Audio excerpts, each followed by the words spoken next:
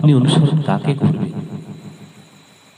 যে অনুসরণ দ্বারা আপনি আহলে সুন্নাত ওয়াল জামাতের অন্তর্ভুক্ত হতে পারবেন, তাহলে আপনার অনুসরণটা কোন পর্যায়ে পৌঁছানো দরকার? তাই আমি বলি, ও হে মুসলমান, অনুসরণ কর সাহাবা কেরামের তাবে তাবেঈনের। ও হে মুসলমান, অনুসরণ কর সাহাবা কেরামের তাবে তাবেঈনের। উত্তম আদর্শ প্রতিষ্ঠা করে,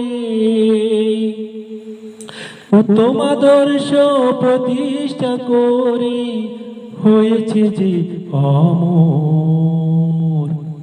ও হে মুসলমান, অনুসরণ কর সাহাবা কেরামের তাবে তাবেঈনের। ও হে মুসলমান, অনুসরণ কর সাহাবা কেরামের তাবে তাবেঈনের।